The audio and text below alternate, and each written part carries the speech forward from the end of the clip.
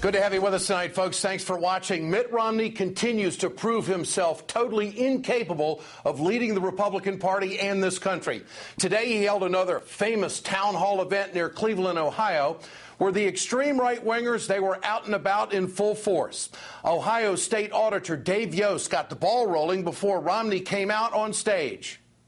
All this stuff in the last couple weeks about the president claiming credit for killing Osama bin Laden.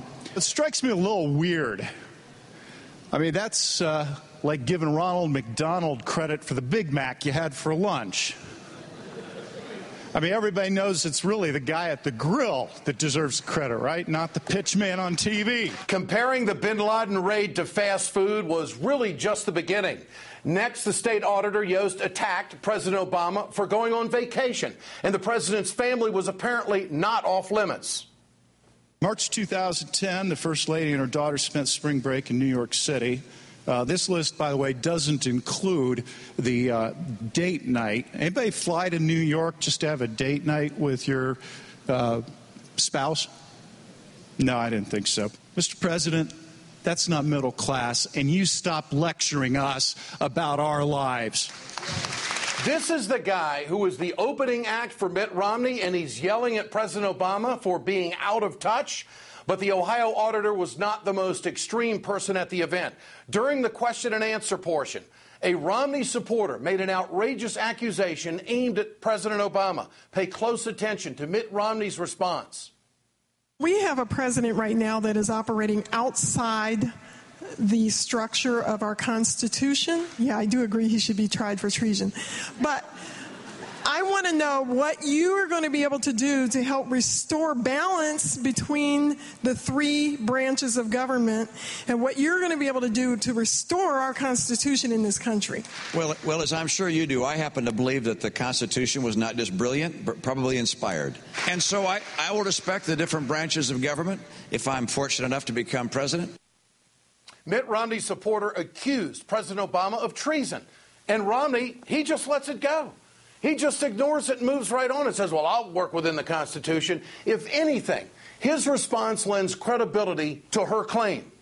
Just to compare, here's how Republican nominee for president responded when he ran into a crazy supporter weeks before the election.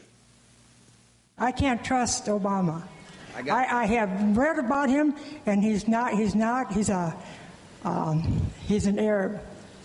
He is not. No?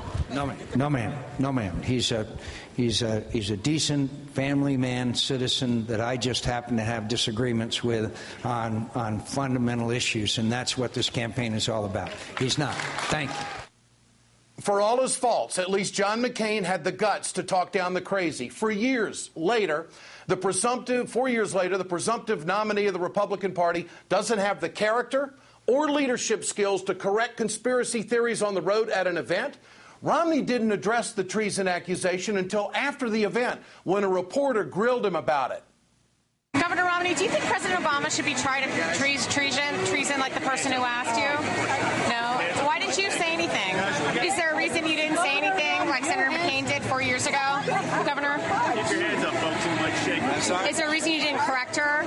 Or is there a reason you didn't correct her or say that you wouldn't? I answered the question. Okay, but you don't agree with her answer? I don't correct all the questions that get asked of me. I obviously don't agree that he should be tried. Romney can't recognize the crazy and set the record straight. I think it speaks volumes. He has to go back and make a political calculation about how to handle this situation. But I think you have to judge Romney on his first instinct, which was to allow the seed to be planted that President Obama has committed treason. The Obama campaign responded immediately with this statement.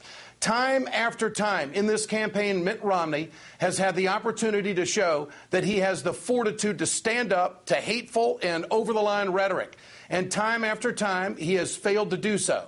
If this is the leadership he has shown on the campaign trail, what can the American people expect of him as commander-in-chief? You know, now, this is the key point. Today's event displayed Mitt Romney's weak leadership skills, and it's becoming really a pattern. Last week, Romney buckled to the Christian right, getting rid of a top foreign policy advisor because he was gay. And a few months ago, he was just all about Ted Nugent until he said some crazy stuff. And now he has allowed an accusation of treason to slide by. This is about character. And I remember back in the Bill Clinton days, they were talking about how character counts. That's all right-wing radio in America could say. Character really counts. For Mitt Romney, this is all about, hey, I'm a lot better than him at all cost. His political instinct is not to smack down the crazy on the campaign trail because Mitt Romney doesn't know right from wrong. He has a serious error in judgment. His instincts aren't good.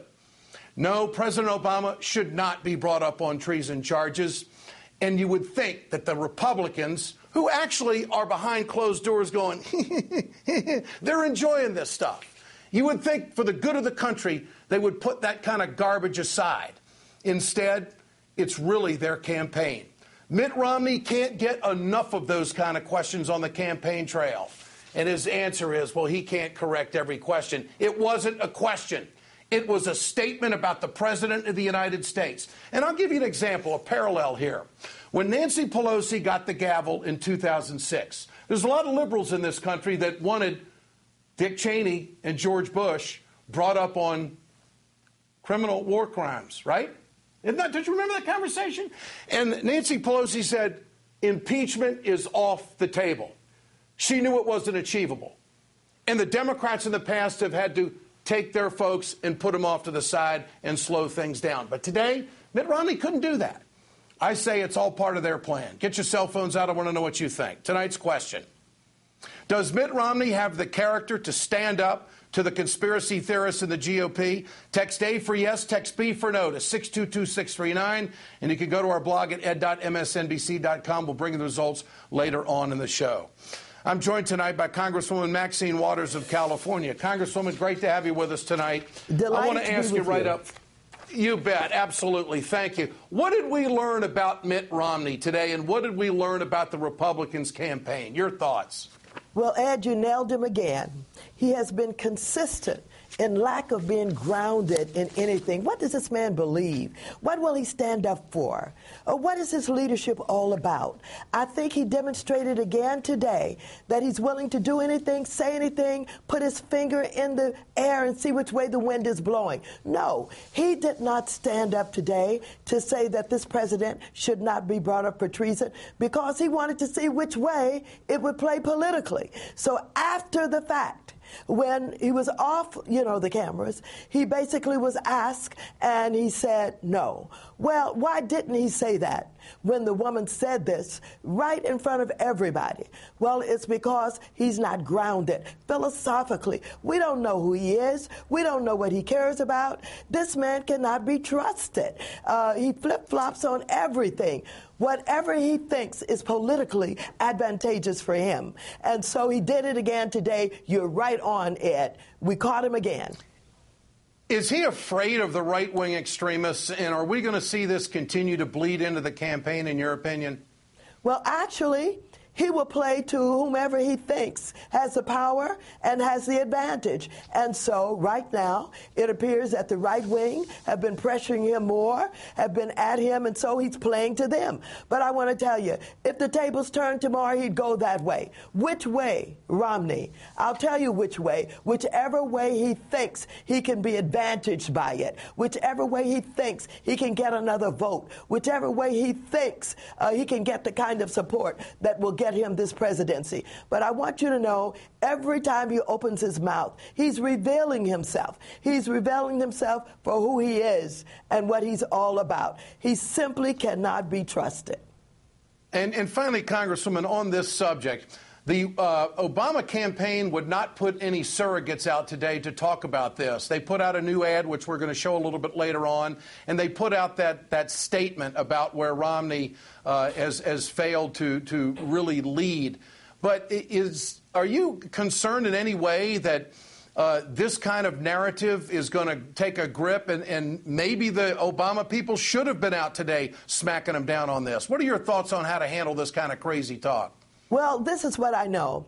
I know that Obama's campaign does not wish to have 100% negative campaign. They're going to have to respond to some things. They're going to have to perhaps look at it a little bit differently and talk about how they're not going to allow themselves to be defined by this kind of rhetoric. This is not what they would like to do, and certainly they don't want to tie up all their surrogates going out there just simply responding to Romney and the way that he characterizes this administration. But I think they're going to have to do it differently. Congresswoman Maxine Waters, always great to have you on the Ed Show. Thanks so much. Thank you. Let's bring in MSNBC. You bet. Let's bring in MSNBC political analyst Richard Wolff. Richard, what do you make of this unfolding on the campaign trail today? What did we learn, if anything, about Mitt Romney or get reinforced? Well, Ed, we had this conversation a few weeks ago, and I said, look, the kind of comments that we saw at the end of 2008 on the McCain campaign, that ugliness, that meanness was going to come back and come back earlier and come back more loudly than we saw it before. Our unhinged friends on the right-wing blog said that was an outrageous suggestion. And look, this general election campaign has been going for a couple of weeks already, and already we see this kind of comment. Really, it's not just about leadership. It's about what kind of argument Mitt Romney wants to present to the country. You know, one of the damaging things for Democrats in '68 was the images of this kind of extreme nature of the party that were broadcast across the nation. If this kind of thing gets repeated again and again, his campaign is going to get tarnished with it, whether or not he likes it. That's why he has to speak out. That's why, if you're going to make the critique about the president that he has not united this country, you've got to go and do it yourself. I want to ask you about the story that is unfolding here in this news cycle about a foiled terror plot. And once again, the forces working together, the CIA, the FBI, and the terrorism units in the Obama administration have stepped forward and thwarted yet another plot. Break it down for us. Well, obviously, there are strong echoes and patterns here from the last attempt to bring down a commercial airliner, the 2009 underwear bomber, as they called him. You know, what's interesting then is that the president was furious because there was intelligence out there that the United States was in possession of that wasn't shared. The plot could have been foiled. This time around, things have gone much smoother. I know there's a lot of credit given for the intelligence assets that come into play here that stop these plots. That recognition is well deserved. This was a plot that stopped, and we should all be grateful for that. But remember, there's also a White House that said we've got to do things better, and they deserve some credit too for managing a system that actually worked. Richard Wolff, thanks for joining us tonight here on The Ed Show. Appreciate it. Remember to answer tonight's question there at the bottom of the screen. And share your thoughts with us on Twitter at Ed Show. We always want to know what you think. Coming up, President Obama is making a direct pitch to the American workforce. Teamster President James Hoffa tells us whether the president will have labor support. It's primary eve in Wisconsin. In just about 24 hours, we will know who is facing Scott Walker in the recall election on June 5th. John Nichols previews the fight to win back the governor's mansion in Wisconsin. Stay with us. Lots more coming up.